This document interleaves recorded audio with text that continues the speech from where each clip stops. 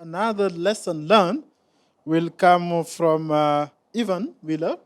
So Ivan will be talking about securing DPG at scale, lessons learned and challenges, of course, from RapidPro at UNICEF. Ivan. Thank you so much. This way. Hi, everyone.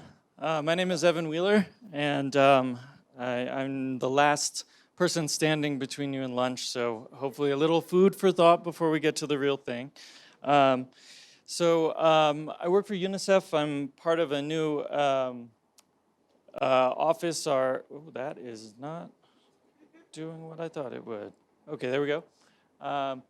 And so I'd like to share a little bit from our experience scaling a DPG called RapidPro that's used widely in the organization. I'm from a new part of the UNICEF, our Digital Center of Excellence, that was launched earlier this year that's really to help accelerate kind of the digital transformation of our programmatic interventions in all sectors and help to scale and secure and sustain all kinds of products, open source, DPI, et cetera.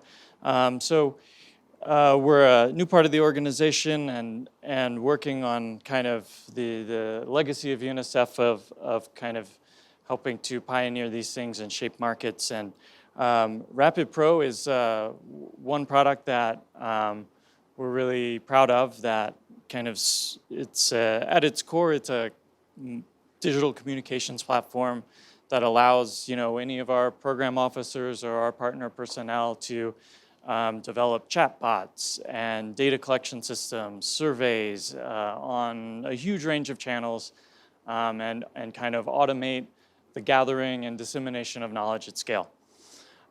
So it kind of, UNICEF has a bit of experience. We kind of started doing a lot of work using just SMS and scaled some of the first national systems in around 2008.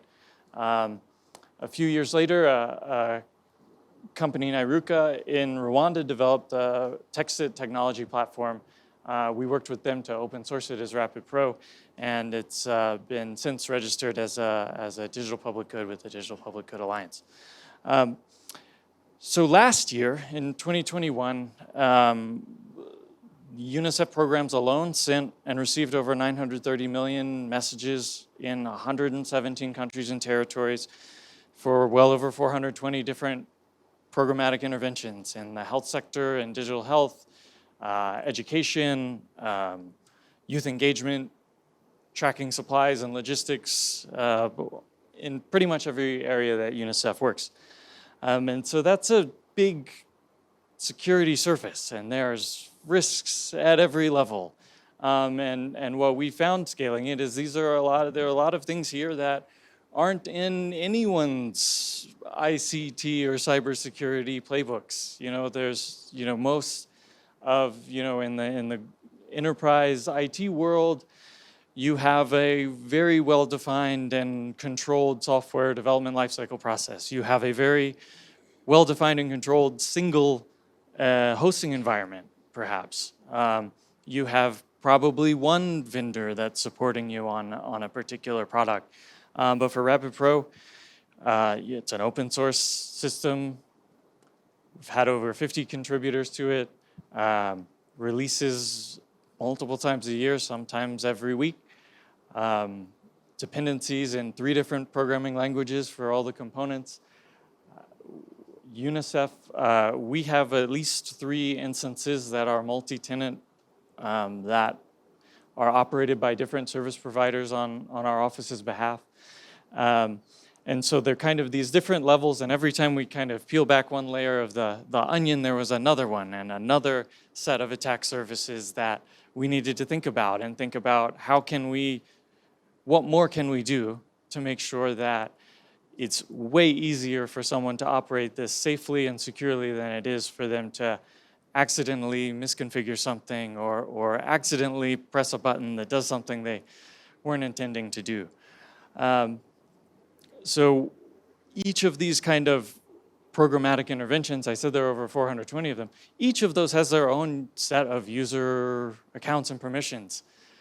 There are probably at least 1,200 integrations with their own credentials for a connection with a mobile network operator or a social media account that's used with that particular program. And then well over 4,000 users that have some level of access or can have their own API credentials for various ones of these kind of logical workspaces. So it's really something that, we found there are no maps for this territory. These are things that, you can't call up Gartner and say, what's the best practice for this? Because there's not a lot of rigor and not a lot of experience at this scale of doing something that is developed by a big community that's operated by a wide range of service providers and that has the level of integrations that the system is able to have. So we've worked on a lot of different things at these various levels. So from the kind of open source supply chain side, kind of bringing the concept, in academia, this peer review, really doubling down on that in terms of having reviewers of submissions and limiting the number of people that can actually contribute code. Doing all the regular kind of vulnerability scanning, monitoring, and anonymizing a lot of things within the product so that our users don't accidentally leak screenshots with PII and things like that or anything else. And then looking towards the future, I think there's a lot of opportunities to think more, and I think some of the bigger ones are the ideas of verifiable builds, so making sure that you can verify that a system that's running in production is exactly running a certain set and versions of source code.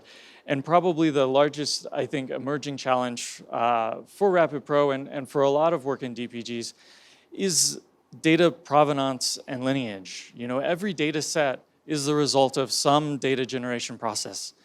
And at UNICEF, even a digital health system that's kind of the program is the same in one country or another. Maybe in one country, it's only focused on rural health settings. So for a colleague in our headquarters in our health team, if they have access to the data set, how can we let them know that the data from this country has a bias? It has a bias towards the rural.